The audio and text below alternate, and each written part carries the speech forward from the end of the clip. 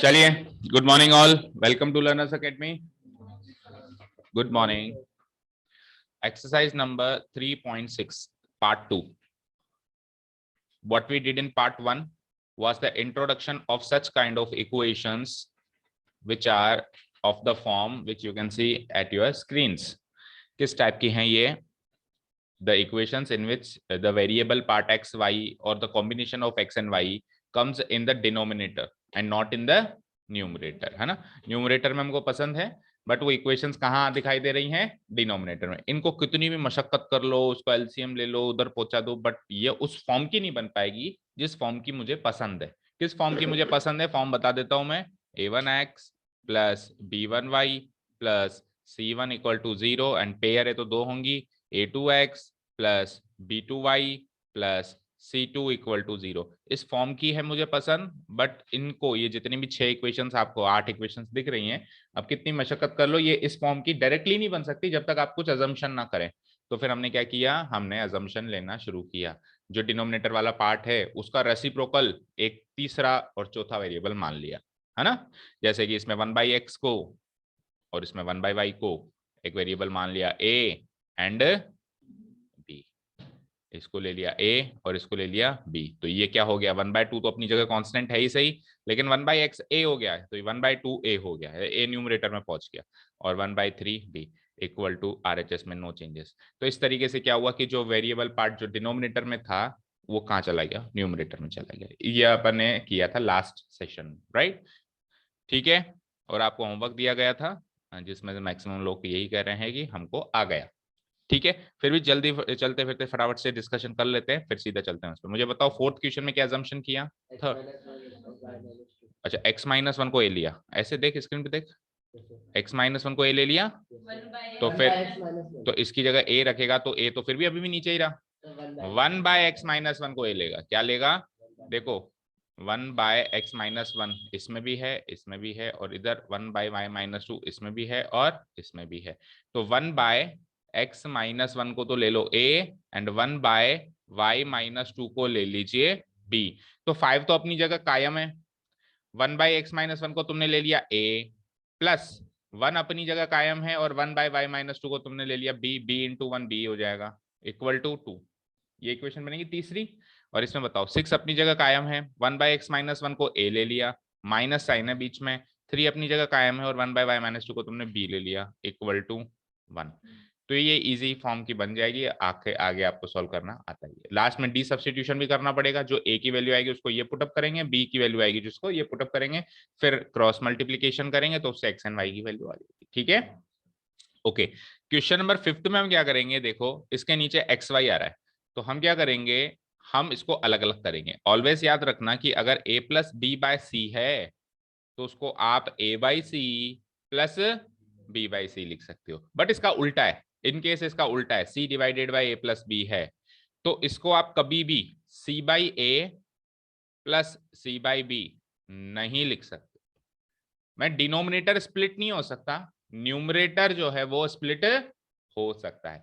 और अपन जो एलसीएम लेते हैं बेटा, अभी मैं अगर इसका एलसीएम ले लूं सी, अगर इसमें से मैं सी को एलसीएम ले लूं तो भी तो आप a प्लस बी लिखोगे ना ऊपर, तो आप एलसीएम लेके इसको इस फॉर्म में कन्वर्ट कर सकते हो। तो उसका रिवर्स प्रोसेस फॉलो करे तो वापस इस फॉर्म में भी कन्वर्ट कर सकते हो। ठीक है, तो ये कॉन्सेप्ट हम यहाँ अप्लाई करेंगे। हम क्या करेंगे? 7x by X Y, 7x by X Y minus, फिर आगे बोलो 2y by X Y equal to RHS में कोई प्रॉब्लम नहीं है 5। अलग अलग कर दिया, स्प्लिट कर दिया। अब देखो ऐसा करने से क्या हुआ? x से x गया, क्या बचा? 7/y। इधर y से y गया, क्या बचा? 2/x equal to 5। आपको x वाली टर्म पहले पसंद है, ठीक है, x वाली टर्म पहले लिख लो, -2/x, और 7/y पॉजिटिव वाला उसको बाद में लिख लो। वो तो अरेंजमेंट तो हमारे हाथ में है ना भाई। एक्स वाली टर्म पहले लिखते हैं अपन स्टैंडर्ड फॉर्म में, बाद में वाई वाली टर्म लिखते हैं, तो उसको अरे रीअरेंज कर दो, इसको इधर कर दो, इसको इधर कर दो, बन गई पहली इक्वेशन। सिमिलरली इधर आ जाओ, इधर भी स्प्लिट कर दिया मैंने ऐसे और ऐसे। तो ये क्या हुआ? 8x बाई एक्स वाई, फिर क्या हुआ? प्लस, फिर क्या हो जाएगा? 7y बाई एक्स वाई, हो गया स्प्लिट इक्वल टू क्या? 15। इसमें x से x गया, क्या बचा? 8/y। इसमें y से y गया, क्या बचा? 7/x equal to 15। रीअरेंज कर दो, एक्स वाली टर्म पहले 7/x plus 1/y equal to 15। अब ये उसी फॉर्म की दिखाई दे रही है जैसे आपको पहली, दूसरी, तीसरी, चौथी इक्वेशन से। अब वापस इसमें क्या कर देंगे अपन, अजम्पशन कर देंगे। 1/x को a ले लेंगे तो ये ले लेगा 7a, 1/y को b ले लेंगे तो ये जाएगा b। 8 कहाँ है? अच्छा ये 8 है क्या? अच्छा ये 8 है, सॉरी 8। हाँ ठीक है, तो ये क्या हो जाएगा, 1/y को अगर मैं b ले लूंगा, इसको 8 कर दूं, ठीक है 8/y है इक्वल टू 15। हाँ जी, 1/x को a लेंगे तो 7a और 1/y को b लेंगे तो 8b इक्वल टू 15। इधर बोलो 1/x को आप a लोगे तो -2 तो अपनी जगह कायम है, -2 है, और 1/y को b लोगे तो 7b इक्वल टू 5। अब ये आपकी जो अपन ने चैप्टर स्टार्ट किया था उस फॉर्म की इक्वेशंस बन गई। सॉल्व करो एनी 3 मेथड्स में से any one method you can use. Actually 4 है, ग्राफिकल मेथड भी है, बट कोई यूज नहीं करेगा उसको, तो है ना, 3 ही मेथड। ठीक है चलो, तो उसके बाद फिर क्या आ जाएगा, ए और बी की वैल्यू आ जाएगी, एक्स और वाई की आ जाएगी। क्वेश्चन नंबर 6 क्या है, अपने को लग रहा है कि कुछ अलग पैटर्न का है, बट ये जो क्वेश्चन नंबर 6 है ना, क्वेश्चन नंबर 5 के ही पैटर्न का है। देखो आप अगर क्वेश्चन नंबर 5 में ये एक्स वाई दिख रहा है, इसको इधर मल्टीप्लाई करा दें तो ये 5xy हो जाएगा, होगा कि नहीं होगा? जैसे मैं xy को उधर मल्टीप्लाई करा दूं तो क्या हो जाएगा 5xy, इधर xy को मैं उधर मल्टीप्लाई करा दूं तो क्या हो जाएगा, भाई xy डिवाइड हो रहा है ना, तो उधर जाके मल्टीप्लाई हो जाएगा। अब आप चेक करो ये इक्वेशन और ये इक्वेशन सेम पैटर्न की है, ये इक्वेशन और ये इक्वेशन सेम पैटर्न की है। आपको इस पैटर्न की नहीं पसंद है, आपको इस पैटर्न की नहीं पसंद है, आप पहले एक्स वाई जो इधर मल्टीप्लाई हो रहा है उसको ले जाओ नीचे, और उसके बाद क्या काम आप अभी जानते ही हो, अभी करके बताएं। तो क्या करेंगे हम, सबसे पहला काम, ये एक्स वाई है ना, उसको लेके जाएंगे इसके नीचे। ठीक है, तो एक्स वाई इसके नीचे गया, उधर कौन बचा अकेला 6, एक्स वाई इसके नीचे गया, उधर कौन बचा अकेला 5। अब क्या करेंगे, वही अलग अलग ऐसे स्प्लिट करेंगे न्यूमरेटर को, तो क्या हो जाएगा 6x by X Y plus 3y by X Y equal to 6, और इधर बोलो 2x by X Y plus 4y by X Y equal to 5, X X Y Y X X Y Y, बोलो 6/y बचा एक बार, 6/y एक बार बचा। चलो x वाली टर्म पहले अरेंज कर देता हूँ, तो 3/x बचा प्लस क्या बचा 6/y इक्वल टू 6, इसमें भी एक्स वाली टर्म पहले बताओ, तो 4/x plus 2/y equal to 5, और 1/x को a ले लेंगे तो ये इक्वेशन बन जाएगी 3a प्लस 1/y को b ले लेंगे 6b इक्वल टू 6, और ये वाली इक्वेशन कैसे बनेगी, 1/x को a ले लेंगे तो 4a प्लस 1/y को b ले लेंगे 2b इक्वल टू 5। ठीक है, देखो 6b लिखना बड़ा रिस्की है, 6b को ढंग से लिखना, क्यों रिस्की है पता है, 6b को ऐसे लिख दोगे 66 लगेगा, आपको भी लग सकता है, आप अगली स्टेप में इसको 66 मान के सॉल्व कर लो, और आपको क्या चेक करने वाले को भी लग सकता है। तो 6b लिखना हमेशा थोड़ा रिस्की है, कैसे लिखोगे 6b, b की एक पूंछ निकाल देना। ठीक है, क्लियर है? क्या क्या हो सकता है आपके साथ सब डिस्कस कर रहा हूँ, क्योंकि टीचर बेटा वो नहीं होता जो पढ़ाता है, टीचर वो होता है जो अपना एक्सपीरियंस शेयर करता है। मैं, मेरे साथ क्या क्या हुआ था, मेरे पुराने बैच वाले बच्चों के साथ क्या क्या हुआ था, उन्होंने क्या क्या गलतियां करी थी, अभी आप क्या क्या गलतियां करोगे वो अगले वालों को बताएंगे, समझ रहे हो ना? अब आपकी वो किस्मत किस्मत पे डिपेंड करता है कि मैंने पिछले कितने बैचेस निकाल दिए, वो एक्सपीरियंस आपको फायदा मिलेगा, फिर जैसे जैसे एक्सपीरियंस मेरा बढ़ता जाएगा वो अगले वालों को फायदा मिलेगा। ठीक है ना? ओके, अब देखो सेवंथ क्वेश्चन में एक्स प्लस वाई नीचे है, तो आप ये चेक किया करो फर्स्ट टर्म सेम है ना, एक्स प्लस वाई काम हो जाएगा आपका। अगर फर्स्ट टर्म ही अलग अलग है, अगर मैच ही नहीं करी, तो फिर आप इस इक्वेशन को रिड्यूस कर ही नहीं सकते, फिर there is no other way out कि अगर ये मैच ही नहीं कर रहा तो आप इसको, क्वेश्चन गलत नहीं, क्वेश्चन में इंफॉर्मेशन इनसफिशिएंट है, क्वेश्चन का भी गलत होता ही नहीं है, क्वेश्चन का भी गलत नहीं होता है, क्वेश्चन में इंफॉर्मेशन इनसफिशिएंट होती है ना, डेटा इनसफिशिएंट होता है।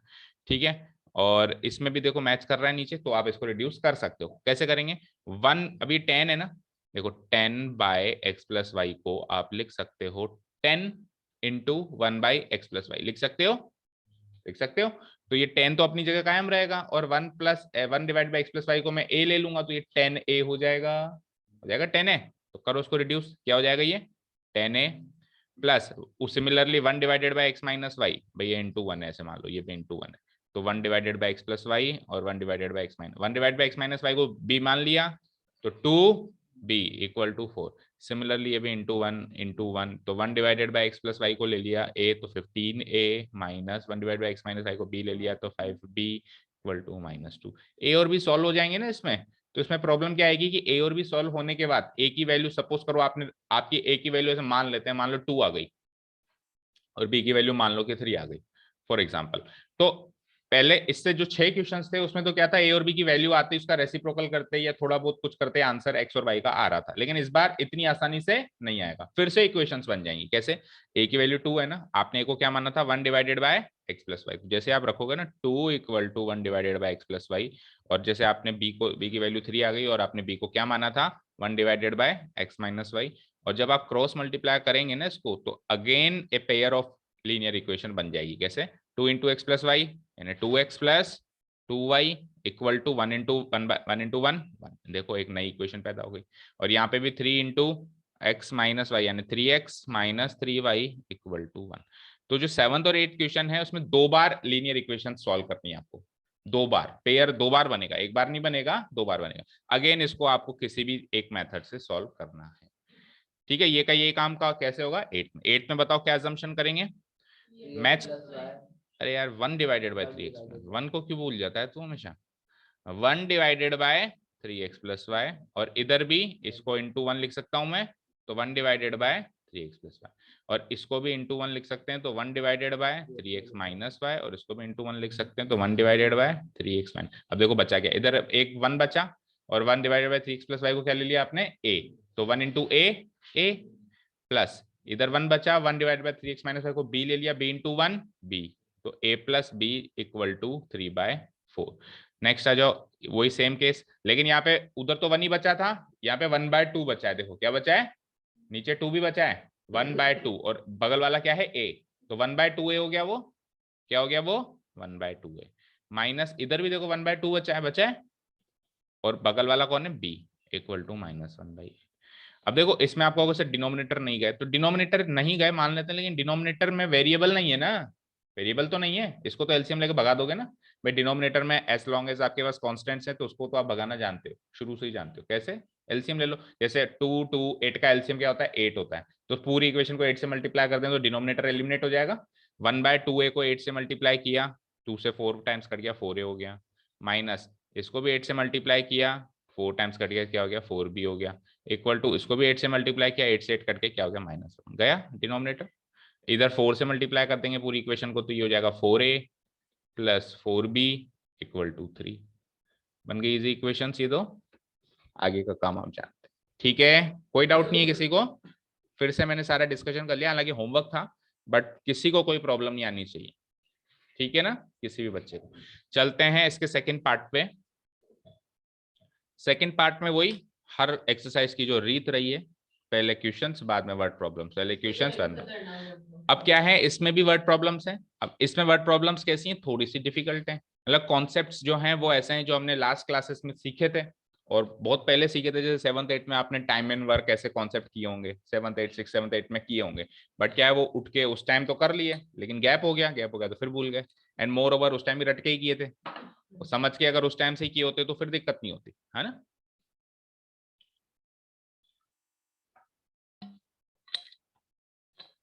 चलो चलते हैं इसके फर्स्ट पार्ट में। Ritu can row downstream 20 kilometre in 2 hours।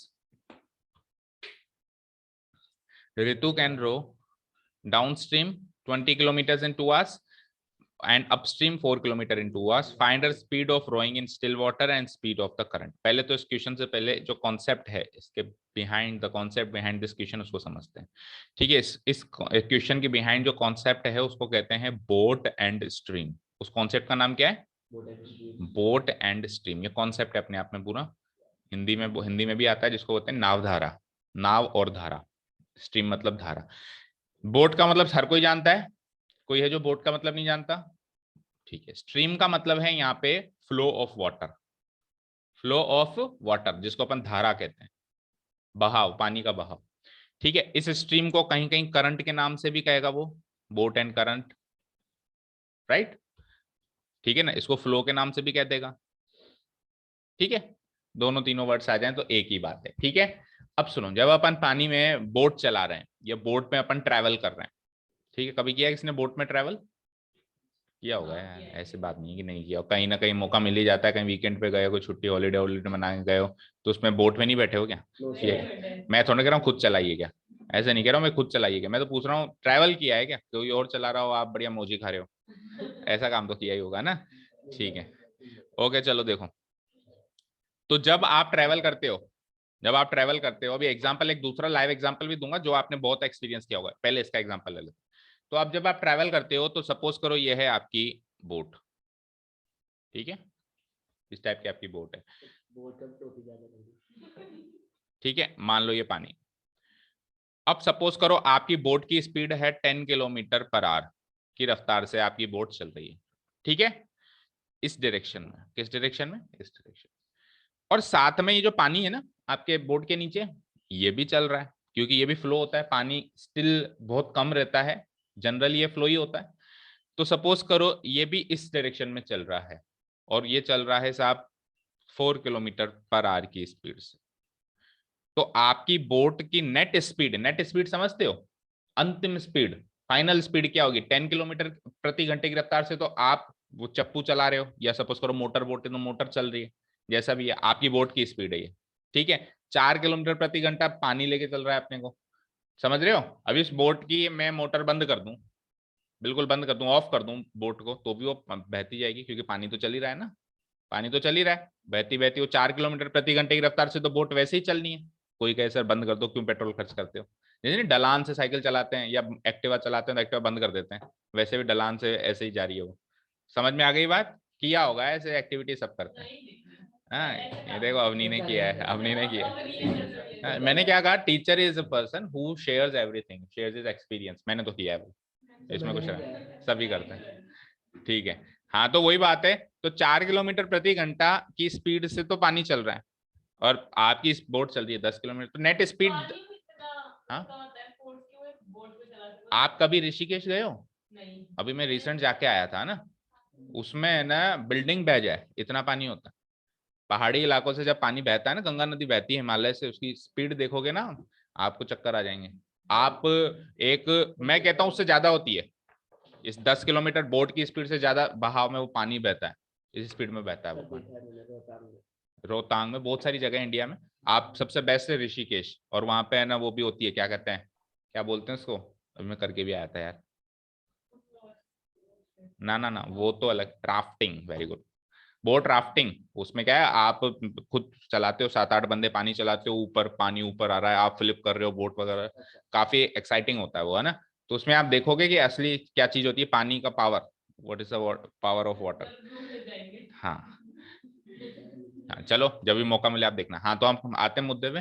तो 10 किलोमीटर प्रति घंटा तो आपकी बोट चल रही है, 4 किलोमीटर प्रति घंटा पानी चल रहा है, तो नेट स्पीड कितनी आ गई? 10+4, 10+4, आपकी net speed 14 kilometre per hour आ गई कि नहीं आ गई भाई? आप उसकी बोट उसकी बंद कर दो, मोटर बंद कर दो, चलाना बंद कर दो, तो भी 4 किलोमीटर तो पानी लेके चल रहा है आपको इस स्पीड से। तो अब आप खुद 10 स्पीड से और प्रेशर लगा रहे हो, तो 14 की स्पीड से आपकी नेट स्पीड आ जाएगी, बोलो आ जाएगी।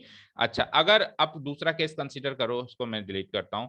अब ये जो पानी है, जरूरी थोड़ी ना आपके साथ ही बहे, भाई पानी की भी दो डायरेक्शन होती है, एक आपके साथ एक आपके खिलाफ। हो सकता है पानी ऐसे बहता हो सकता है कि उस टाइम हवा का बहाव ऐसा हो या कोई भी बात हो, पानी ऐसे बह रहा हो, लेट अस से। तो अब ये वही 4 किलोमीटर प्रति घंटा की रफ्तार से वैसे बह रहा है, तो वो आपकी जो बोट की स्पीड है उसको कम करेगा नहीं करेगा? करेगा ना। अब इस केस में अगर आप मोटर बोट बंद कर दो, तो आप ऑटोमेटिक वजह से छोड़ दो नाव को, तो आप पीछे की तरफ जाओगे नहीं जाओगे? क्योंकि पानी सामने से आ रहा है, जाओगे नहीं जाओगे? सोचो, जाओगे ना, उल्टा जाओगे। तो आपको 10 किलोमीटर प्रति घंटा जब आप चलाओगे तो आप उस स्पीड से थोड़ा ना चल रहे हो, 4 किलोमीटर तो आपको आगे से भी फोर्स आ रहा है। अभी आप साइंस सीखोगे 11th-12th में, फिजिक्स कैसे काम करती है, फोर्स आगे से भी आ रहा है पीछे से भी आ रहा है, लेकिन पीछे से ज्यादा आ रहा है आगे से कम आ रहा है, तो भी नेट स्पीड में आपका फर्क पड़ेगा। तो 10-4, अब की बार ये माइनस हो जाएगी ये स्पीड, क्योंकि ये सामने से आ रही है। क्या नेट स्पीड रह गई आपकी? 6 किलोमीटर पर आवर। ये तो हो गया एक ऐसा एक्सपीरियंस जो कईयों ने किया होगा, कईयों ने नहीं किया। अब ऐसा एक्सपीरियंस बताता हूँ जो सबने किया होगा। साइकिल तो सबने चलाई है। अब साइकिल चलाते चलाते कई बार ऐसा होता है कि हवा आती है सामने से, आंधी तूफान, तो आपको साइकिल चलाने में दिक्कत आती है, और आपकी स्पीड कम, और आपके पास आपको टाइम लगता है, जहां से जहां भी आपको जाना है उसमें अल्टीमेट टाइम आपको ज्यादा लगता है, नहीं लगता? और यही हवा पीछे से आ जाए, आहा क्या आनंद आता है। साइकिल के पेडल भी नहीं मारने पड़ते और हवाई लेके जा रही है। ठीक है, ये तो एक्सपीरियंस अभी नहीं किया होगा, तो आप मान सकते हो इन सारी चीजों को इससे कंपेयर कर सकते हो। ठीक है, ये कॉन्सेप्ट समझ में आया सबको। अब जब ये कॉन्सेप्ट मैथ्स में आता है तो इसमें कुछ अजम्पशन है जो मानने पड़ते हैं। Speed of boat, speed of boat का मतलब क्या है? आपकी नाव की स्पीड, इसको बोलते हैं इन स्टिल वाटर। स्टिल का मतलब क्या होता है? स्टिल, स्टिल का मतलब होता है ठहरा हुआ पानी। स्टिल वाटर मतलब जो चीज स्टिल है, ठहरी हुई है ना। तो ठहरे हुए पानी में मतलब पानी बह नहीं रहा ना इधर ना उधर। अब आपकी बोट की जो यानी बोट की स्पीड, एक्चुअल बोट की स्पीड जो है उसको हमेशा क्या मानते हैं? x kilometre per our. इस क्वेश्चन का कुछ चीजें फिक्स हैं जो आपको याद रखनी है। ठीक है, speed of boat in still water क्या मानोगे आप? हमेशा x किलोमीटर पर आवर। और जो बहाव है जिसको आप स्पीड ऑफ स्ट्रीम भी कह सकते हो, या फिर मैंने क्या कहा, स्ट्रीम के लिए दूसरा वर्ड कौन सा यूज करता है? करंट या वाटर या रिवर, ये सारे वर्ड्स कई क्वेश्चन में बदल बदल के वो यूज करता है। इसको हमेशा क्या मानोगे? y किलोमीटर पर। तो अब नेट स्पीड की बात करते हैं अब अपन। तो नेट स्पीड में भी दो केस हैं, एक तो है पानी आपके साथ बहे, एक पानी आपके खिलाफ बहे। उसको भी एक नाम दे दिया। जब पानी आपके साथ बहेगा उसको नाम दे दिया डाउन स्ट्रीम। क्या कह दिया नाम? Down stream. डाउन मतलब डाउन जा रहे हो आप, है ना, पीछे से प्रेशर लग रहा है। और एक होता है अपस्ट्रीम। भाई आप पहाड़ पे नीचे डाउन जाओगे तो स्पीड से जाओगे, और अप जाओगे तो कम स्पीड से जाओगे, तो उससे कंपैरिजन हो पा रहा है ना। डाउन स्ट्रीम मतलब कोई प्रेशर है जो आपके साथ चल रहा है, आपको हेल्प कर रहा है।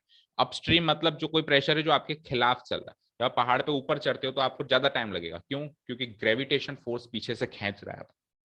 ठीक है, और जब आप उतरते हो तो मजा आता है, क्योंकि ग्रेविटेशन फोर्स जो है अभी भी खींच रहा है, लेकिन अभी आप, वो आपको हेल्प कर रहा है, और वैसे वो आपके विरोध में है।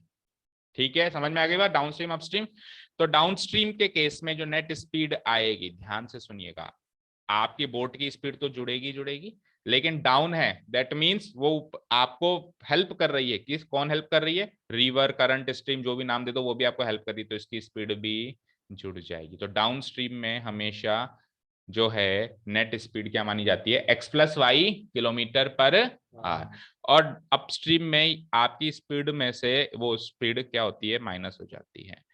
तो या तो आप डायरेक्ट यही बात याद रखो कि हमेशा डाउनस्ट्रीम स्पीड क्या होती है? x plus Y kilometre per hour, और अपस्ट्रीम स्पीड क्या होती है? x minus Y kilometre per our.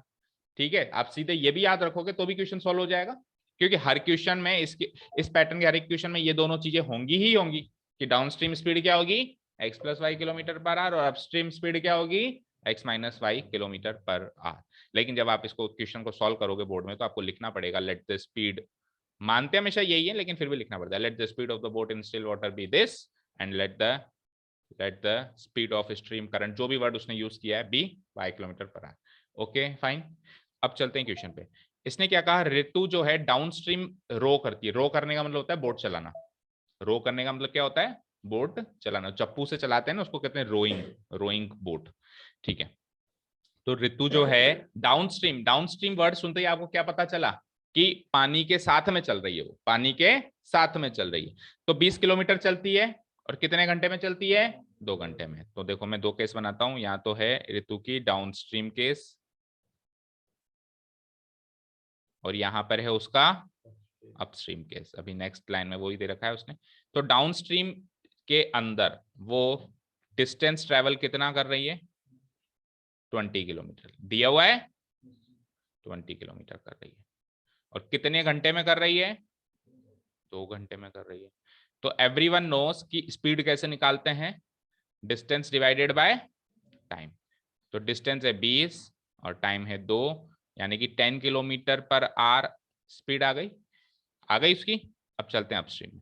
Upstream में वो क्या करती है? 2 घंटे में 4 किलोमीटर ही चल पाती है, ऑब्वियसली इतना फर्क पड़ जाता है। देखो डाउन स्ट्रीम में तो वही 2 घंटे, टाइम वही ले रही है, लेकिन चल कितना रही है? 20 किलोमीटर। अपस्ट्रीम में वही 2 घंटे में कितना चल रही है? कितना चल रही है?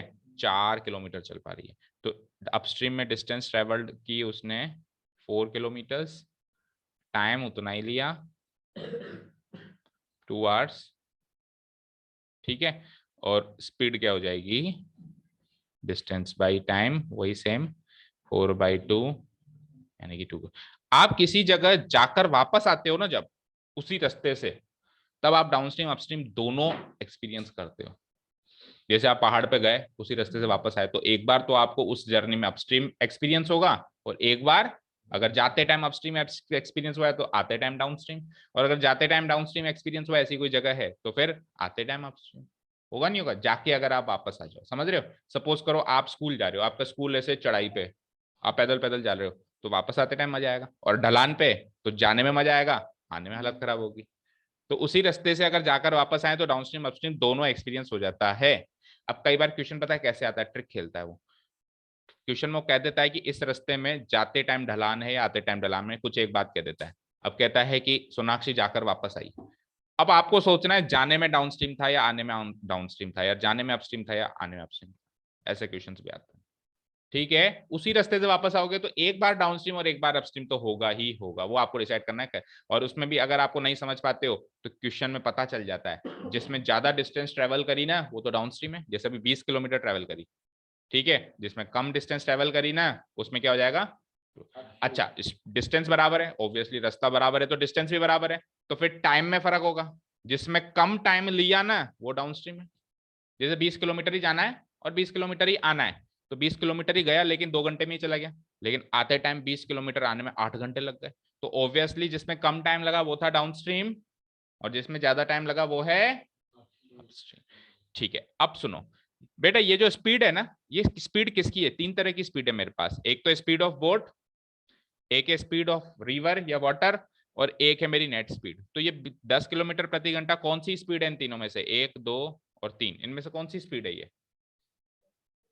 ये जो इसकी स्पीड आई है 10 किलोमीटर प्रति घंटा ऋतु की डाउनस्ट्रीम, तो ये स्पीड बोट की स्पीड है या पानी की स्पीड है, या इन दोनों को मिला के नेट स्पीड है। नेट स्पीड है भाई। देखो अब वो बोलेगा थोड़ा ना, बोल के थोड़ा ना बताएगा कि बेटा ये नेट स्पीड है, यही तो सोचना है आपको। उसने कह दिया कि ऋतु डाउनस्ट्रीम गई थी, अरे यार वो डाउनस्ट्रीम गई थी तो ऑब्वियसली अब वो उसकी जो स्पीड है वो 20 किलोमीटर जो है 2 घंटे में पहुंची थी। जो ये स्पीड है ना, इस स्पीड में दोनों स्पीड छुपी हुई है, एक तो खुद की बोट की स्पीड भी छुपी हुई है और एक पानी की स्पीड भी छुपी हुई है, यानी ये नेट स्पीड है। ये क्या है, नेट स्पीड। तो नेट स्पीड डाउनस्ट्रीम में क्या होती है, एक्स प्लस वाई होती है ना, फिक्स है ये तो। नेट स्पीड डाउनस्ट्रीम में क्या होती है, एक्स प्लस वाई। उसकी कितनी आई, 10, तो होती क्या है, एक्स प्लस वाई। उसकी कितनी आई, 10, बन गई इक्वेशन, इजी। इधर आओ, नेट स्पीड अपस्ट्रीम में होती क्या है, एक्स माइनस वाई। उसकी कितनी आई, उसकी कितनी आई, 2 किलोमीटर प्रति घंटा, बन गई सेकेंड इक्वेशन। कोई प्रॉब्लम है क्या। और इस बार तो रिड्यूसिबल इक्वेशन भी नहीं बनी है। कहां बनी है रिड्यूसिबल इक्वेशन, वेरिएबल पार्ट वैसे भी ऊपर ही आ रहा है, ऊपर ही आ रहा है ना। इसका एक एग्जांपल, एग्जांपल 13 नंबर, ये क्या देखना 19, एग्जाम्पल 19 है इसका। उसमें क्या है, कॉन्सेप्ट सेम है, लेकिन उसमें है ना इक्वेशन बनाओगे तो एक्स और वाई नीचे डिनोमिनेटर में आएगा, तो उसको फिर आपको रिड्यूस करना पड़ेगा। तो वो एग्जाम्पल तो होमवर्क मार्क करो एक बार सब लोग, नहीं आया तो पूछेंगे। ठीक है, आगे का काम कर लेंगे। अब इसी छोटी सी इक्वेशन को सॉल्व करने में तो हाँ एक्स, इसमें एक्स आप एक्स भी निकाल लोगे और आप वाई भी निकाल लोगे। जो एक्स होगा वो क्या होगा, स्पीड ऑफ बोट, और जो वाई होगा वो क्या होगा, स्पीड ऑफ स्ट्रीम या फ्लोइंग वाटर। उसने भी यही पूछा होगा, find her speed of rowing in still water and speed of current. देखो करंट वर्ड यूज कर लिया, तो जो एक्स होगा वो तो होगा speed of rowing in still water, और वाई जो होगा वो स्पीड ऑफ करंट हो जाएगा। चले नेक्स्ट क्वेश्चन पे। देखो हर एक क्वेश्चन अपने आप में टॉपिक है, ये 3 जो क्वेश्चन है हर एक में पहले टॉपिक बताना पड़ेगा और फिर क्वेश्चन सब। तो ये क्वेश्चन समझ में आया फर्स्ट वाला, और फर्स्ट का ये जितना ज्यादा इंपॉर्टेंट नहीं है जितना कि वो एग्जाम्पल नंबर 19 इंपॉर्टेंट है ना। तो ये तो एक तरीके से समझाने में काम आ गया। अब 19 को आप करना खुद, और नहीं आया तो पूछना। सेकेंड क्वेश्चन देखो, अब सेकेंड क्वेश्चन भी अपने आप में कॉन्सेप्ट है। 2 women and 5 men can together finish an embroidery work in 4 days। 2 औरतें और 5 आदमियों को मैं काम पे लगाता हूँ, तो एक कोई काम है, कोई टास्क मिला हुआ है मुझे, ठीक है, कोई कस्टमर का काम ले लिया मैंने, तो वो काम कितने दिन में खत्म कर सकते हैं, वो 4 दिन में। और 3 औरतें और 6 आदमी जब मिलते हैं तो वही सेम काम कितने दिन में खत्म हो जाता है, 3 दिन में। आप जाते हो ना टेलर के पास कुछ अपने कपड़े वपड़े सिलवाने, तो वो कहता है कि नहीं साहब ये तो होली के बाद मिलेगा, नहीं मेरे को होली से पहले चाहिए, तो चार्जेस भी ज्यादा लेता है। फिर वो क्या करता है, एक्स्ट्रा लेबर लगा देता है। ठीक है, तो ऐसे ही काम होता है। तो सपोज करो अगर मान लो उसके पास प्रेशर नहीं है तो 2 औरतें और 5 आदमियों को लगाता है उस काम के लिए, तो 4 दिन में खत्म होता है। मान लो प्रेशर आएगी नहीं, एक दिन पहले ही चाहिए, तो वो देखो 5 आदमियों की जगह 6 आदमी लगा रहा है, और 2 औरतों की जगह कितने औरतें लगा रहा है, 3, एक एक आदमी बढ़ा दिया, एक औरत बढ़ा दी और एक आदमी बढ़ा दिया, तो वो काम 3 दिन में खत्म हो रहा है। समझ रहे हो। Find the time taken by one women alone to finish the work. तो आपको वो टाइम निकालना है कि एक औरत को अकेले काम पे लगा दें तो वो एक औरत पूरा काम अकेला ही करे तो कितने दिन में करेगी, और साथ में ये भी निकालना है कि also that taken by one man alone, कि एक औरत की जगह अगर एक आदमी को काम पे लगा दें और कहते हैं कि पूरा काम तेरे को ही करना है, तो वो आदमी कितने दिन में करेगा। तो प्रैक्टिकल लाइफ सिचुएशन है या नहीं है ये, ठीक है ना। प्रैक्टिकल लाइफ से इक्वेशन हमेशा प्रैक्टिकल लाइफ सिचुएशन ही होती है, लीनियर इक्वेशन बेसिकली, ठीक है, क्लियर है। अब इसके लिए कौन सा कॉन्सेप्ट समझना पड़ेगा, कौन सा कॉन्सेप्ट छुपा हुआ है, can anyone, time and work, time and work सीखा था 6th 7th में, सीखा था क्या, याद नहीं, देखो तो करते हैं कॉन्सेप्ट की बात, टाइम एंड वर्क। देखो बेटा, time is always inversely proportional to work. जब कोई चीज डायरेक्टली प्रोपोर्शनल होती है तो ऐसे लिखते हैं, अगर ये डायरेक्टली प्रोपोर्शनल होता तो ऐसे लिखता, लेकिन इनवर्सली प्रोपोर्शनल में कैसे लिखते हैं, 1/वर्क, रेसिप्रोकल लिखते हैं उसका, अगली चीज का, या उल्टा भी लिख सकते हो, work is inversely proportional to time. अच्छा, क्या मतलब होता है इनवर्सली प्रोपोर्शनल और डायरेक्टली प्रोपोर्शनल का, पहले वो समझते हैं, इसको लगाओ साइड में। देखो सपोज करो एक पेन की कीमत मान लो 10 रुपये है, ठीक है, आपने एक पेन खरीदा, कितने रुपए लगे, कितने लगे 10, आपने 2 पेन खरीदे, कितने लगे 20, आपने 3 पेन खरीदे, कितने लगे 30। तो आपने देखा क्या हुआ, जैसे ही नंबर ऑफ पेन्स बढ़ रहे हैं तो अमाउंट भी बढ़ रहा है, अगर मैं वापस घटाना शुरू करूं तो अमाउंट भी वापस घटाना शुरू हो जाए। तो जब चीज साथ में बढ़े और साथ में कम हो उसको कहते हैं डायरेक्टली प्रोपोर्शनल, क्या कहते हैं उसको। तो इस केस के लिए मैं लिख सकता हूं कि जो टोटल कॉस्ट है वो डायरेक्टली प्रोपोर्शनल है नंबर ऑफ पेन्स पे डिपेंड कर रही है, नंबर ऑफ पेन्स बढ़ाए जाओ टोटल कॉस्ट बढ़ती जाएगी, नंबर ऑफ पेन्स घटाए जाओ टोटल कॉस्ट घटती जाएगी, इसको कहते हैं डायरेक्टली प्रोपोर्शनल होना। इज दैट क्लियर, ठीक है। अब एक केस लेते हैं इनवर्सली प्रोपोर्शनल का सीधा सीधा एग्जांपल, सबसे बड़ा एग्जांपल टाइम एंड वर्क की है। सबसे पहली जो चीज ध्यान में आती है वो क्या है, टाइम एंड वर्क। आप कंसीडर करो बेटा कि 10 मैन जो हैं किसी काम को मान लो 10 दिन में करते हैं, कितने दिन में करते हैं, कोई बिल्डिंग बनानी है, कोई छोटी सी बिल्डिंग बनानी है, 10 आदमियों को लगा दिया, 10 दिन में बना के खड़ी कर देते हैं, है ना। तो मान लो कि 10 के अगर मैं आदमी दुगने कर दूं तो अब टाइम क्या 20 दिन लगेगा, 5 ही दिन लगेगा। ऐसा थोड़ा ना है कि 10 आदमी के मैंने 20 आदमी कर दिए तो बिल्डिंग 10 की जगह, तो फिर तो मैं बेवकूफ हूंगा, फिर मैं कहूंगा 10 आदमी काम करते रहो, उल्टा टाइम ज्यादा लग रहा है मेरा तो 20 लगते ही। तो मैं क्या करूंगा, 20 आदमी लगाते ही, ऑब्वियस बात है जब आपने लेबर को डबल कर दिया तो टाइम आधा लगेगा, नहीं लगेगा, कितने दिन लगेंगे 5 डेज, समझ रहे हो।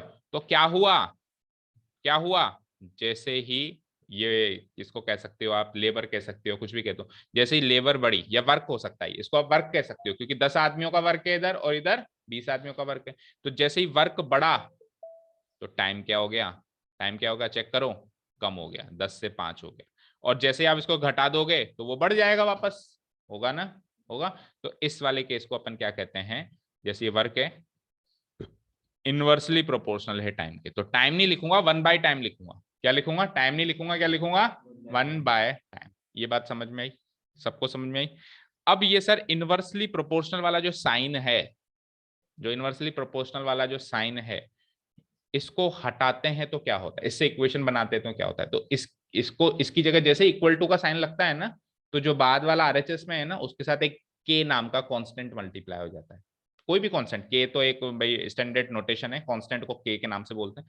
तो अगर मैं इससे इक्वेशन बनाऊं तो क्या बनेगी, टाइम इक्वल टू के इंटू 1/वर्क, यानी के/वर्क, समझ आया। और इससे इक्वेशन बनाऊं तो क्या बन जाएगी, वर्क इक्वल टू के/टाइम।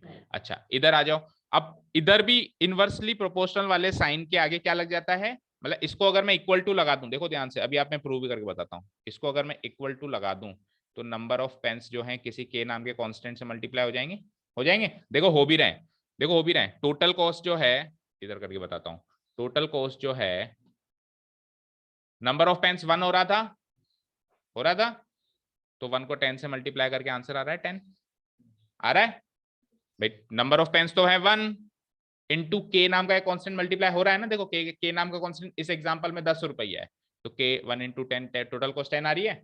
चलो टोटल कॉस्ट ये तो हो गया केस नंबर 1। सेकेंड केस में नंबर ऑफ पेन्स है 2, है ना 2, और के नाम का कांस्टेंट वही सेम रहेगा। देखो टोटल कॉस्ट क्या आ रही है, 20 आ रही है। नंबर ऑफ पेन्स जब 3 हो रहे हैं तो के नाम का कांस्टेंट कल भी 10 ही था, वो तो सेम ही रहेगा के नाम का कांस्टेंट, तो ये क्या हो रहा है 30 आ रही है। तो टोटल कॉस्ट अगर आपको निकालनी है तो जैसे ही आप प्रोपोर्शनल का साइन हटाएंगे उसकी जगह इक्वल टू का साइन लगाएंगे तो अगली चीज के आगे एक के नाम का कांस्टेंट मल्टीप्लाई होगा, और इनवर्सली में वही के से डिवाइड होगा क्योंकि वो 1 डिवाइडेड बाई है। ये चार ही चीजें समझ में आ गई सबको, ठीक है। अब करते हैं अगली बात, टाइम एंड वर्क। अब करते हैं अगली बात। देखो बेटा, इधर है वर्क, इधर है टाइम। ध्यान से सुनिएगा। सपोज करो अंशिका एंड रिया दोनों को एक काम दे दिया मैंने, ठीक है। मैंने कहा इस काम को एक दिन में खत्म करना है। कितने दिन में खत्म करना है, कितने दिन में खत्म करना है, एक दिन में खत्म करना है। अंशिका जो है वो उस काम का 50% कर पाती है, रिया जो है वो उस काम का 40% कर पाती है। तो एक दिन में टोटल मिला के कितना काम हो जाएगा मेरा, अगर इन दोनों को मैं काम पे लगा दूं 90% काम हो जाएगा। होगा कि नहीं होगा, होगा। सपोज करो मैंने कहा कि आप लोगों को ना 10 पेज का काम करना है, 10 पेज का काम करना है, और ये 5 पेज कर पाती है, 4 पेज कर पाती है, तो टोटल 9 पेज का काम हुआ कि नहीं हुआ, हुआ। अब यही बात टाइम में लेके चलते हैं। मैंने दोनों को काम दिया, मैंने दोनों को काम दिया, और अंशिका है ना उस काम को मान लो 10 दिन में करती है। वही जो टोटल काम था अंशिका अकेले कितने दिन में करती है, और रिया कितने दिन में करती है, 9 दिन में करती है। तो मैं कहूं कि साहब अंशिका एंड रिया दोनों काम कर रहे हैं तो क्या 19 डेज लगेंगे, सोच के देखो। अगर अंशिका एक काम को 10 दिन में करती है, रिया एक काम को 9 दिन में करती है, और मैं उस काम को करने के लिए दोनों को एज ए टीम अपॉइंट कर दूं कि दोनों मिलके करो चलो, तो क्या दोनों 19 दिन लेगी, हाँ बातें करने लग जाए तो ले सकती हैं, हाँ। बट सपोज करो नहीं कर रही है बातें, तो फिर 19 दिन थोड़ी ना लेंगी, लेंगी कितना वो पता नहीं है। मैं ऐसे नहीं पूछ रहा हूँ कितने दिन लेगी, मैं तो पूछ रहा हूँ क्या 19 दिन लेगी क्या, यस और नो। नॉट पॉसिबल यार, वो अकेली 10 दिन में कर रही थी, अब तो रिया साथ में है तो कम टाइम लगेगा ना। या रिया के नजरिए से देखें तो रिया अकेला ही 9 दिन में कर रही थी, अब तो अंशिका भी साथ में है, तो 9 दिन से भी कम लेगी। ऑब्वियसली जो टाइम आएगा वो 10 और 9 दोनों से कम आएगा, दोनों से कम आएगा, ज्यादा थोड़ा आएगा। क्या आपने एनालाइज किया यहाँ पे, क्या एनालाइज किया इन दो एग्जाम्पल से बताओ। नहीं, क्या एनालिसिस, नहीं, सब भूल जाओ। Very good. Work directly add हो जाता है, टाइम डायरेक्टली ऐड नहीं होता है। वर्क डायरेक्टली ऐड हो सकता है, सब्ट्रैक्ट हो सकता है, मल्टीप्लाई हो सकता है, मल्टीप्लाई भी हो सकता है। जैसे मान लो रिया 50% या 10% काम करती है, तो रिया जैसी अगर 5 लड़कियां हो जाएं तो 5 इंटू 10 50% काम होगा, तो मल्टीप्लाई भी हो पाया ना, वर्क हो पाया। अब सपोज करो रिया एक काम को 10 दिन में करती है, रिया जैसी 5 लड़कियां लगा दें तो 5 इंटू 10 50 दिन में काम थोड़ा ना होगा, नहीं होगा ना, तो टाइम डायरेक्टली मल्टीप्लाई भी नहीं हो पाया। तो work can be directly added, work can be directly subtracted, work can be directly multiplied, but ऐसा काम टाइम में नहीं होता। तो अब अगर क्या करें, अगर आपको क्वेश्चन टाइम की फॉर्म में गिवन है, अगर वो वर्क की फॉर्म में क्वेश्चन देता तो मैं इसको चुटकियों में सॉल्व कर देता। क्यों, प्लस माइनस ही तो करना है, ये तो दूसरी तीसरी क्लास से करना जानते ही है, 50 और 40 सर 90% काम हो जाएगा। लेकिन वो किस में देगा क्वेश्चन, किस में देगा, टाइम में देगा। तो अब टाइम डायरेक्टली ऐड नहीं हो सकता ना, नहीं हो सकता ना, अरे तो टाइम को वर्क में चेंज कर दो ना, करना आता है ना आपको, रेसिप्रोकल।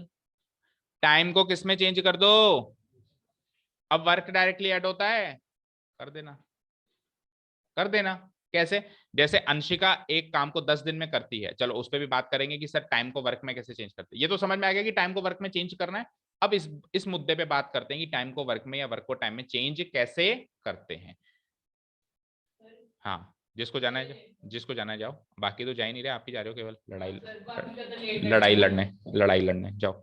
ऑल द बेस्ट, विजयी भव। ठीक है, हाँ सुनो, आपको भी जाना है, चलो ये लास्ट टॉपिक सुन जाओ फिर, है ना। देखो, टाइम को वर्क में या वर्क को टाइम में कैसे कन्वर्ट करते हैं, टाइम को वर्क में और वर्क को टाइम में कैसे कन्वर्ट करते हैं वो सिखा रहा हूं मैं, ध्यान से सुनिएगा। सपोज करो, वापस ले लेते हैं एग्जांपल रिया का ही ले लेते हैं। रिया, आप क्या करते हो, एक काम को, एक वर्क है कोई, उस काम को आप 2 दिन में करते हो, ओनली रिया विल आंसर। एक काम को आपको कितना टाइम लगता है करने में? सपोज करो एसएसटी का काम है, कितना टाइम लगता है आपको? 2 दिन लगते हैं। 2 दिन लगते हैं। तो आप, उल्टा लिखता हूं, सुनो, उल्टा लिखता हूं, इधर लिखता हूं 2 days, तब ज्यादा अंडरस्टैंडिंग होगी। 2 days में आप कोई काम करते हो, 1 वर्क करते हो, ठीक है? तो आप 1 day में कितना काम करोगे? सोच के बताओ कि ओनली रिया विल आंसर। अगर आप 2 दिन में पूरा काम कर लेते हो तो आपने 1 दिन में कितना किया होगा? आधा। अरे 1 दिन में आधा किया होगा तो ही तो 2 दिन में पूरा हुआ होगा। तो मैं लिख सकता हूं 1/2 वर्क। चलो थोड़े से फिगर चेंज करता हूं। नहीं नहीं रिया, आप तो 3 दिन में करते हो काम, एसएसटी में ज्यादा काम आ गया। अब आपने कहा कि सर मुझसे 3 दिन में होगा, ठीक है, एग्रीड। तो अब आप 1 दिन में कितना कितना कर रहे हो ताकि 3 दिन में पूरा हो रहा है? अगर आप 3 दिन में पूरा काम कर रहे हो तो 1 दिन में कितना कर रहे होंगे जब जाके 3 दिन में पूरा हो रहा होगा? 3/2 ना। सुनो मेरी बात सुनो, आप 1 दिन में, मेरी बात सुनो, आप 3 दिन में काम कर रहे हो, सपोज करो 30 पेज है। ये 1 वर्क को भी मैं थोड़ा सा और डिफाइन कर देता हूँ, कितने पेज का काम है?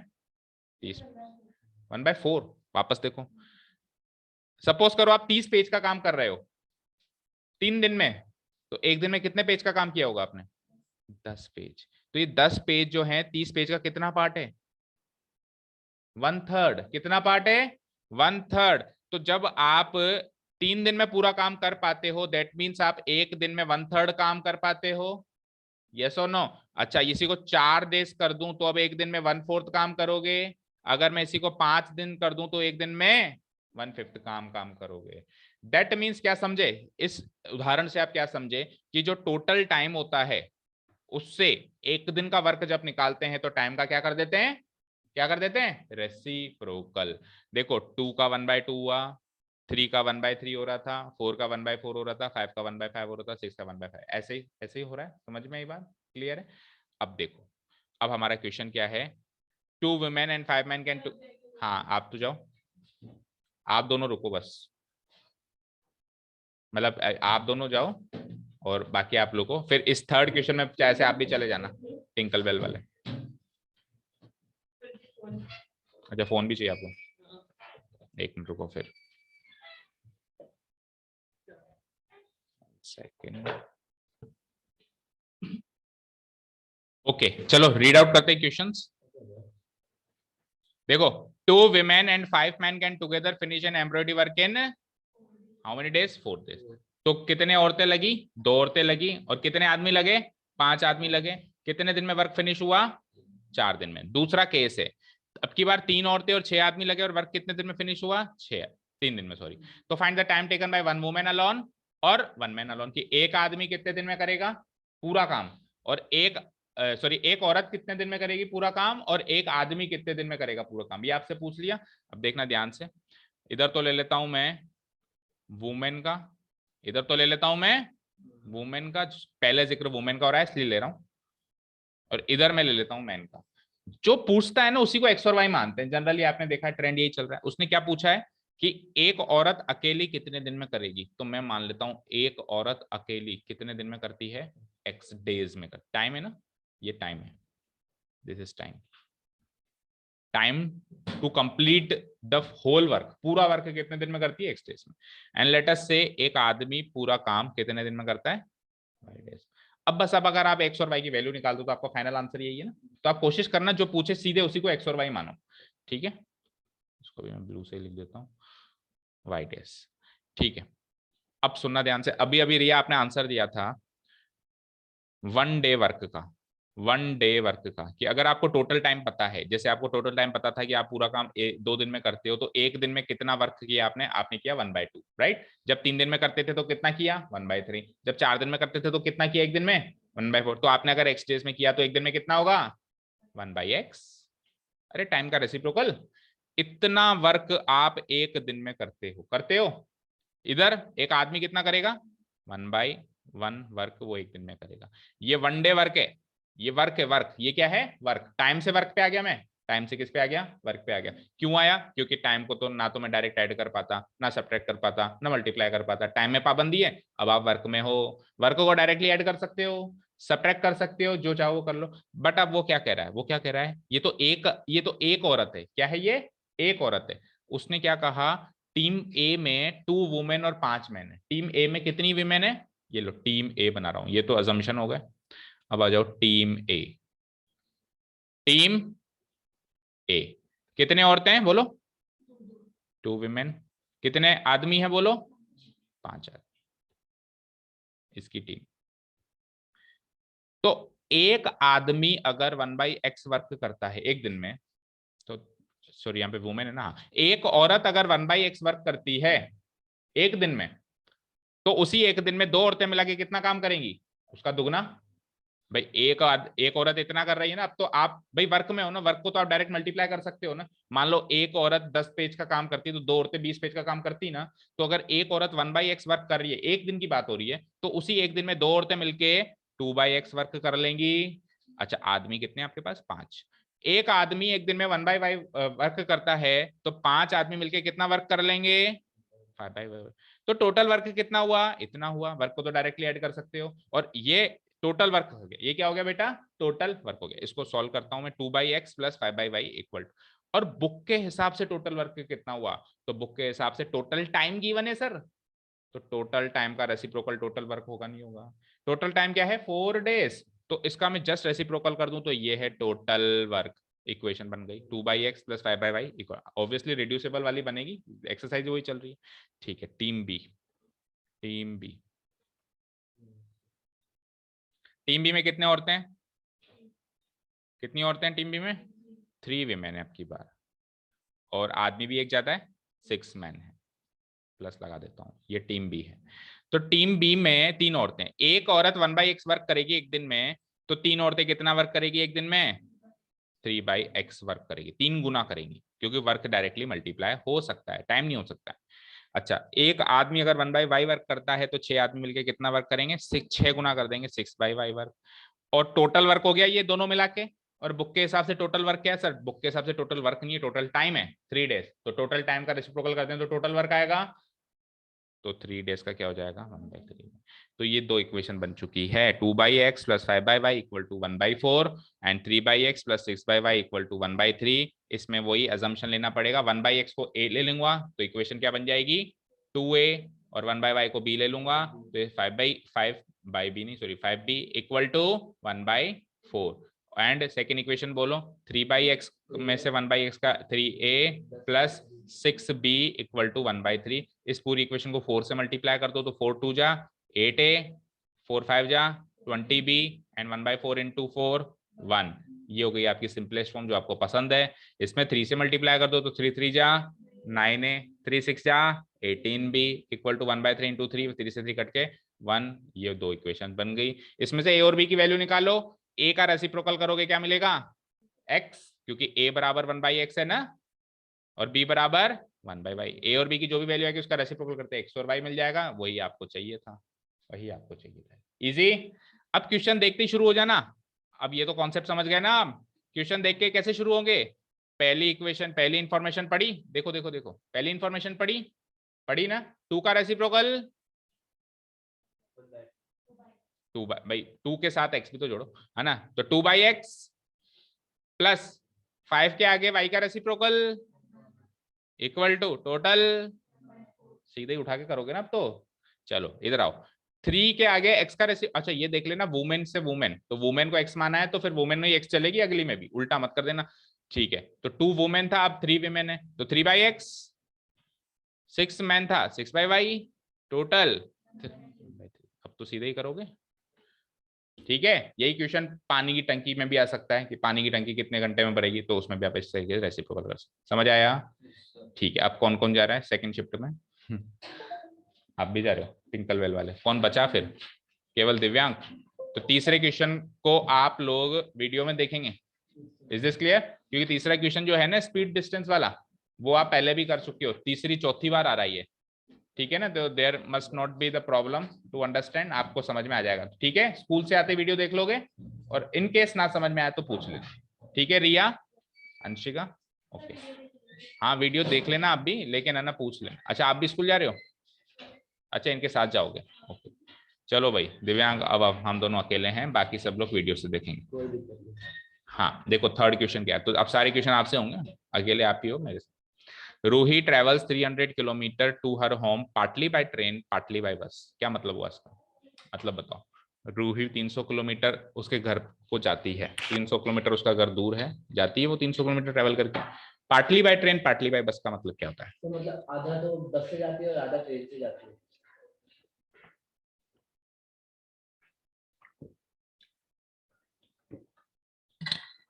देखो पार्टली का मतलब होता है कुछ पार्ट, वो पार्ट एग्जैक्टली आधा है ऐसा गिवन नहीं है। अगर आधा होता तो वो कहती हाफ पार्टली। अब पार्टली में ये भी हो सकता है कि 1/3 2/3, पार्टली में हो सकता है 10%, 90%, 20%, 80%। तो वो आपका assumption सही है कि कुछ हिस्सा, बट वो एग्जैक्टली आधा आधा हिस्सा है वो गिवन नहीं। ठीक है, क्लियर है? अच्छा जी, अब सुनो केस 1। एक रूट चुना उसने, उस रूट में क्या होता है कि 4 घंटे तो टोटल ट्रेवल करती है। टोटल कितने घंटे ट्रेवल करती है? 4। इस दूरी में वो 60 किलोमीटर तो ट्रेन से ट्रेवल करती है, और बची हुई दूरी कितनी है? 300 में से 60 गई तो 240। रिमेनिंग को मैं सीधे लिख सकता हूं 240। ठीक है, रिमेनिंग को मैं लिख सकता हूं 240। तो 240 किलोमीटर किससे ट्रेवल कर रही है? वो बस से ट्रेवल कर रही है। और 60 किलोमीटर किससे ट्रेवल कर रही है? ट्रेन से। ये तो है केस 1। केस 2 में क्या कर रही है? वो 100 किलोमीटर ट्रेन से कर रही है। दूसरा रूट चुन लिया भाई, एक रूट है इसमें 40 किलोमीटर ऐसे जाते हैं, फिर बचा हुआ हिस्सा बस से जाते हैं। रूट बी उसने चुना तो उसमें 100 किलोमीटर वो ट्रेन से जाती है, ट्रेन की कनेक्टिविटी थोड़ी ज्यादा है वहां पे उस रूट पे, तो बचा हुआ है तो टोटल 300 ही। तो बचा हुआ क्या है? बचा हुआ 200 है आपकी बात, उतना बस से जाएगी। तो ऐसा करने से उसको 10 मिनट ज्यादा लगते हैं। रूट ए में जो भी टाइम लग रहा था, पता नहीं कितना टाइम लग रहा, नहीं गिवन है ना कितना टाइम लग रहा था, 4 घंटे गिवन तो है, 4 घंटे गिवन है। तो 4 घंटे से 10 मिनट ज्यादा लगते हैं, यानी इस रूट पे उसको 4 घंटे 10 मिनट लगते हैं। तो अब आपको दो चीजें गिवन है, ट्रेन और बस, उन दोनों की स्पीड चाहिए। Speed of train, speed of बस। समझ में आई बात? क्लियर है? अब स्पीड डिस्टेंस टाइम में कुछ समझाना तो है नहीं, कि सब जानते हैं speed equal to distance by time, distance equal to speed into time, time equal to distance by speed, ये सब तो सब जानते हैं। बस इस क्वेश्चन को सेट करना है आप उसके हिसाब से, है ना? ठीक है, देखना कैसे सेट करता हूं मैं। देखो टोटल डिस्टेंस तो 300 किलोमीटर है दोनों ही केसेस में। टोटल डिस्टेंस कितनी है? 300 किलोमीटर। लीना 5 मिनट रुक, लीना 5 मिनट। टोटल डिस्टेंस कितनी है? 300 किलोमीटर, राइट। अच्छा, अब है हमारा केस 1। केस 1, केस 1 में वही दो बातें, बस और, अच्छा जो पूछा है उसको पहले एक्स और वाई मान लेते हैं। उसने क्या क्या पूछा है? स्पीड ऑफ ट्रेन तो माना है, पूछा है, माना है, और बस और बस की स्पीड भी मांगी है। तो हम क्या कर देंगे, स्पीड ऑफ ट्रेन को तो मान लेंगे x किलोमीटर प्रति घंटा, जो पूछे उसको x और y मानो। आपके क्वेश्चंस ही ऐसे हैं, करीब करीब सेट है, जिसमें जो पूछे उसी को मान लो और आगे का काम हो जाता है। ऐसे क्वेश्चंस भी होते हैं कि पूछता कुछ और है, लेकिन x और y उनको नहीं मानना होता, किसी और चीज को मानना होता है, बट वो आपके कोर्स में इस साल नहीं है। तो स्पीड ऑफ ट्रेन को मान लिया x, एंड स्पीड ऑफ बस को मान लिया y। तो स्पीड ऑफ ट्रेन को मैंने मान लिया x kilometre per our, and speed of बस को मैंने मान लिया कितना? अब सुनो, चाहे से आप रूट ए चुनो, चाहे से आप रूट बी चुनो, रूट ए में भी ट्रेन एंड बस का कॉम्बिनेशन है, रूट बी में भी ट्रेन एंड बस का कॉम्बिनेशन है। इधर भी ट्रेन की स्पीड एक्स रहेगी रूट ए पे भी, और इधर भी, और इधर भी रूट ए पे भी बस की स्पीड वाई रहेगी, और इधर भी। ऐसे नहीं बदल दो, एक्स फिक्स हो गई ट्रेन की स्पीड, चाहे से रूट ए चुनो चाहे से रूट बी चुनो, बस की स्पीड फिक्स हो गई वाई, तो इधर भी और इधर भी। Is this clear? चलो, अब ये तो हो गए कॉमन चीजें जो दोनों केस पे अप्लाई होती हैं। अब एक एक केस उठाते हैं, अब एक एक केस उठाते हैं। केस 1, केस 1 में मुझे रीड करके बताओ कितना कितना चला वो चला 4 घंटे तो टोटल टाइम लिया उसने। 60 किलोमीटर ट्रेन से चला, तो मैं ट्रेन ले लेता हूँ पहले, ट्रेन ले लेता हूँ। ट्रेन से कितना चला? डिस्टेंस को डी लिख दूं शॉर्ट में, कितना चला? 60 किलोमीटर। ठीक है, एक मिनट, डी अच्छा बनाऊं मैं, थोड़ा सा ओ लग रहा है वो। 60 किलोमीटर, राइट? अच्छा जी, ट्रेन से जब वो चला बेटा, तो ट्रेन की स्पीड है ना आपको पता क्या है? x kilometre per our. तो ट्रेन में वो कितने घंटे बैठ के उसने ट्रेवल किया, टाइम निकालो। ट्रेन में वो चला कितना? 60 किलोमीटर। किस स्पीड से ट्रेन चल रही है? x kilometre per our. तो उसने कितना टाइम ट्रेन में व्यतीत किया होगा? डिस्टेंस बाई स्पीड, यानी 60 by x, this much hours. इतने घंटे वो ट्रेन में बैठा है। अच्छा, ट्रेन के साथ साथ वो बस में भी बैठा है। बस में वो रिमेनिंग डिस्टेंस ट्रेवल करी, तो टोटल डिस्टेंस थी 300, 300 में से 60 तो उसने ट्रेन में ट्रेवल कर दी, तो बची हुई कितनी डिस्टेंस उसने बस में ट्रेवल करी? 240। अच्छा, बस किस स्पीड से चल रही है वो फिक्स हो चुका है ऊपर, y किलोमीटर पर आवर। तो उसने बस में कितने घंटे की जर्नी व्यतीत करी? 240 डिस्टेंस बाई स्पीड आवर्स। तो इतने घंटे वो ट्रेन से चला, इतने घंटे, ये टी का मतलब यहाँ पे टी ट्रेन नहीं है, टी का मतलब टाइम है ना, इतने घंटे वो ट्रेन में बैठा, इतने घंटे वो बस में बैठा, तो उसकी टोटल जर्नी कितने घंटे की हुई? इतने प्लस इतने की हुई। और बुक के हिसाब से वो कितने घंटे की है? 4 घंटे की। तो इक्वेशन बन गई this plus this equal to 4। क्या इक्वेशन बनी? यहाँ लिख देता हूं, इन दोनों को जोड़ के क्या आ रहा है? 4 आ रहा है, मतलब इन दोनों को जोड़ के क्या आ रहा है बेटा? 4 आ रहा है। तो मैं इधर क्लियर लिख देता हूं। तो पहली इक्वेशन हो गई आपकी 60/x plus 240/y equal to 4, equation number 1। 240 हाँ सॉरी y, ठीक है। Case 1 complete. केस 2 तो कॉपी पेस्ट ही होता है। केस 2 में क्या है, कोई बड़ी बात थोड़ी ना, कॉपी पेस्ट करना सब जानते हैं। केस 2, केस 2 में भी वो कुछ घंटे ट्रेन में बैठा और कुछ घंटे वो बस में बैठा, partly by train partly by बस है ना। अच्छा, ट्रेन से उसने कितनी डिस्टेंस ट्रेवल करी चेक करते हैं। अब की बार उसने 100 किलोमीटर ट्रेन से ट्रेवल करी है, तो पहले इसकी डिस्टेंस निकाल लो, बची हुई कितनी हो गई? 300 में से 100 गया 200 किलोमीटर, राइट। अच्छा, स्पीड मैंने क्या कहा, दोनों में फिक्स है।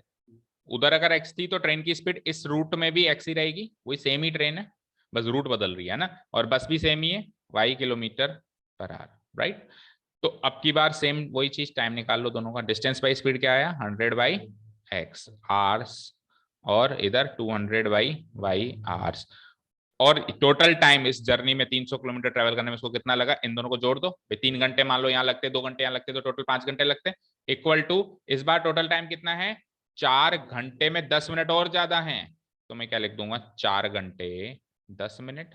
और 4 घंटे 10 मिनट को टोटल को सबको घंटे में चेंज करो, तो 4 घंटे तो है ही है, प्लस 10 मिनट को भी घंटे में चेंज करें तो 10/60, मिनट को आर में चेंज कर दिया तो ये कट गया। अब 6 4 जा 24, 24 प्लस 1 25/6 आवर्स। इक्वेशन बोल दो। 100x नहीं है, 100/x है, 100/x plus 200/y equal to 25/6।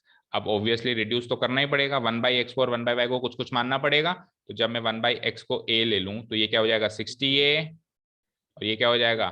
240b, 1/y को b लोगे इक्वल टू 4। और इधर आ जाओ, इधर जब आप लोगे 1/x को वही a, तो ये क्या हो जाएगा? 100a प्लस 200b, और इधर 25/6। इसको अगर 6 को भगाना चाहो तो 6 से मल्टीप्लाई कर दूं, तो 6 इंटू 100 600, 6 इंटू 200 1200, और ये 6 चला गया। ये आ गई आपकी सेकंड इक्वेशन। इसमें से ए और बी निकल जाएंगे, दोनों इक्वेशंस में से ए और बी निकल जाएंगे। तो ए की वैल्यू क्या है? 1/x, रेसिप्रोकल करके x आ जाएगा। बी की वैल्यू आ जाएगी, तो बी की वैल्यू क्या है? 1/y, रेसिप्रोकल करके y आ जाएगा। जो x आएगा वो तो स्पीड ऑफ ट्रेन हो जाएगी, जो y आएगा वो स्पीड ऑफ बस हो जाएगी। तो जो पूछा है वही मानने में फायदा ये है कि जैसे ही x और y निकला हमारा फाइनल आंसर आएगा, जैसे x और y निकला वही माना था मैंने, वही पूछा था, वो हमारा फाइनल आंसर। ठीक है, इसके आगे का काम कर लोगे? ठीक है, चलो। एंड ऑल दोस स्टूडेंट्स वो जो चले गए वो भी इसके आगे का काम करें, एंड कल आके बताएं अब कि इन दोनों तीनों क्वेश्चन को सॉल्व करने में और एक एग्जांपल भी 19 वो भी करके हैं। सारा काम कल करके आए। अपन कल नया चैप्टर नहीं शुरू करेंगे, कल एक लास्ट क्लास और ले लेते हैं इसकी, उस क्वेश्चन को भी डिस्कस कर लेंगे एग्जांपल 19, और इसमें से भी कोई दिक्कत आई तो आप कल पूछते हैं। ठीक है, okay, thank you so much for listening to us, have a nice day, keep learning and bye.